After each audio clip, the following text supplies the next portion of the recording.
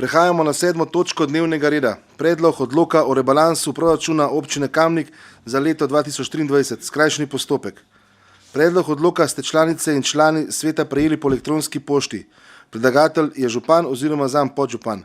Poročevalci Marija Kos, Aleš Korjanc, Tomaž Zabavnik in Lidija Božič. Besedo predajam Mariji Kos. Marija, izvoli.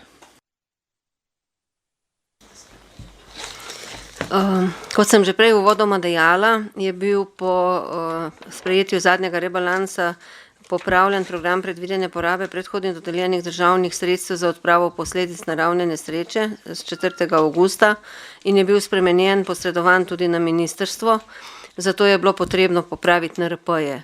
V tem predlogu rebalansa so popravljene 6 proračunskih postavk in NRP-ji. Vsi prejemki in izdatki pa ostajajo, kot so bili v prejšnjem, tako da tu se pa ni nič spreminjalo. Samo kolikor so sredstva za poplave. Hvala. Hvala lepa. Odpiram razpravo. V prvi obravnavi svetniške skupine. Ne. Svetnice, svetniki. Tudi ne. Še kdo? Ne. Zaključujem razpravo v prvi obravnavi. Glasovali bomo o predlaganem sklepu. Občinski svet občine Kamnik sprejme odlok o rebalansu proračuna občine Kamnik za leto 2023 v prvi obravnavi. Glasujemo.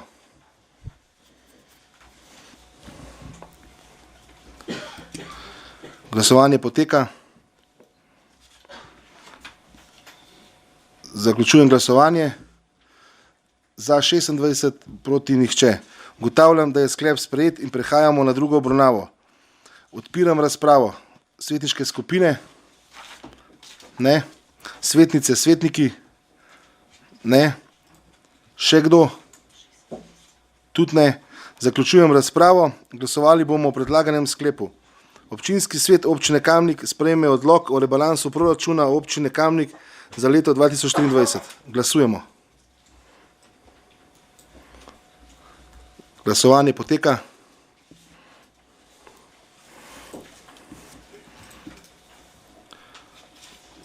Zaključujem glasovanje. Za 26, proti nihče. Ugotavljam, da je sklep sprejet in točka zaključena.